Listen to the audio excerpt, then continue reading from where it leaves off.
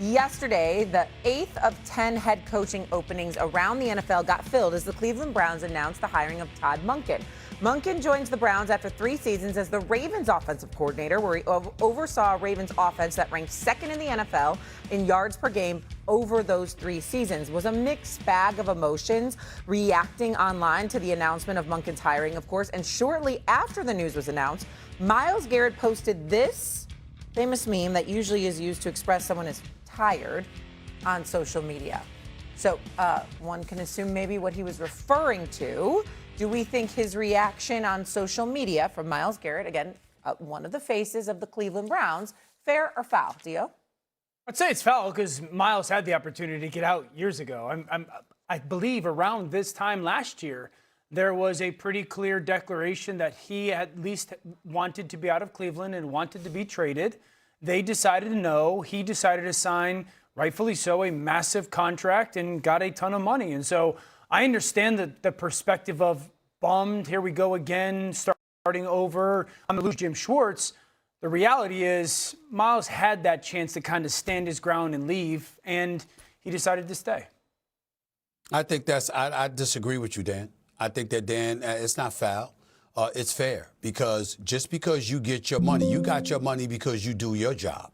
Sure. You're looking for the organization to do their job. And when I'm looking at the Cleveland Browns right now, I mean, perpetual losing seasons. They've been in the playoffs twice in the last 23 years. After 2002, they've been in the playoffs in 2020 and 2023. I mean, come on, man. You're looking at the organization and some of the things that they've done and some of the decisions that they made. And they're like, damn, you can't get right. Could you do something, please? I'm not going to knock him for getting the money. Not only did he get the money, what did he do? Go out on the field and all-time sack leader in a single season, 23 sacks in a season. The brother shows up. He's considered a monster, one of, if not the best defensive player in the game. He's earned his money. He deserved every penny. And what he's saying is, I'm doing my job. Damn it, will y'all do yours? There's nothing wrong with that. There's nothing wrong with that whatsoever. And to hire Todd Monken, you know there's some questions about him as an offensive coordinator. Even though he's pretty good, he's somebody that forgot to give Derrick Henry the ball on numerous occasions. And you're wondering whether the 60-year-old guy that's going to be 60-year-old is the right fit for this organization moving forward. He has every right to feel the way that he feels. Maybe he feels this way, though, because Jim Schwartz didn't get the head coaching job. And now this maybe means Jim Schwartz is on his way out. Right. So he's like, all of this. Thank you for that point, Shay. Right? All of this makes me upset. Yeah. And so maybe there's multiple layers to the social media posts. Because he knows they're probably going to lose Schwartz. Exactly. And that's maybe what he's more tired about than tentacles that you're hearing here now that the Browns have hired Todd Monken. Well, the Browns made their choice, and they did so to elevate their offense. They feel like bringing in Todd Monken will improve their play on the offensive side of the football. But by hiring Todd Monken, they created 2 notable issues, one for them and one for the New York Giants. Theirs is on the defensive side of the football, where Jim Schwartz, their defensive coordinator, was a finalist for the head coaching job that went to Monken. And after they chose Monken, Jim Schwartz had a long talk yesterday with the Browns general manager, Andrew Berry.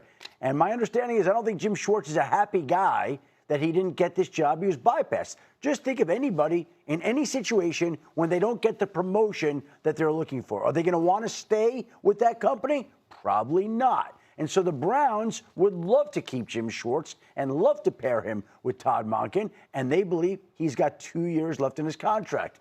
But if you don't want to work and you don't want to fulfill the terms of your contract, you're just not going to show up. So the Browns right now have an issue on the defensive side of the football. The other issue is with the New York Giants, who thought that Todd Monken would be going with John Harbaugh to New York to run the offense, to make life pleasant for Jackson Dart. And now the Giants have got the head coach they wanted in John Harbaugh, but they don't have somebody to run the offense, somebody that they were hoping and planning to have. And now the Giants have gone into a full search mode to go find a new offensive coordinator that they didn't think that they would have to be looking for. And it puts them in a tough position on the offensive side of football. It puts the Browns in a tough position on the defense side of football. And with every move that's made at this time of the year, there's always the ramifications that come from that one move, the ripple effects. The butterfly effect of it. Hawk, I ask you, what are your thoughts on Todd Monken being the head coach in Cleveland over maybe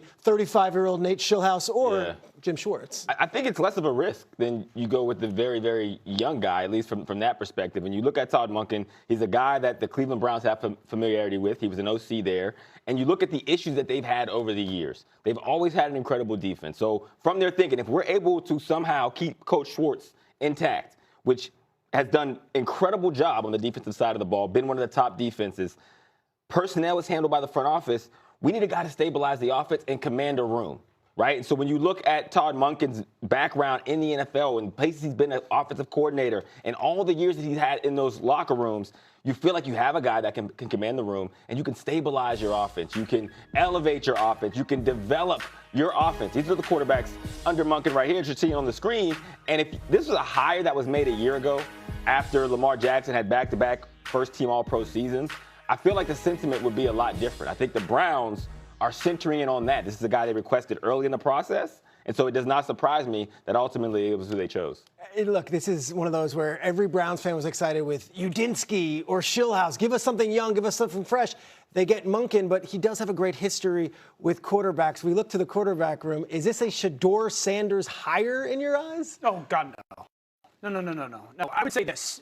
If you're Todd Monken, it's the first and really only time that you're going to be a head coach. You're going to handpick your quarterback. You're going to want to go and if this was the one opportunity that you get, and I don't know when that pick will be made or who, and if it's going to be a free agent or a draft pick, but this is the one shot you get. I'm sure Shedeur is going to factor into the conversation at some point. Ravens were entertaining drafting Shedeur last year. Was Todd Monken a person behind that? All of that. But I can't imagine that this is the first opportunity. You said he's 60? First opportunity that I get. 60 next week. Okay, 60 next week. This is the first opportunity and likely the only opportunity you get. You're not just going to go all in on a fifth-round pick, at least going into his second year. Todd Monken's a really good coach. He spearheaded the best version of Lamar Jackson we've ever seen. We've seen some really good versions of Lamar Jackson, but the year 2 years ago was great. And for those who don't know, he was the offensive coordinator at Georgia when Georgia was winning their national championships. And I would say this.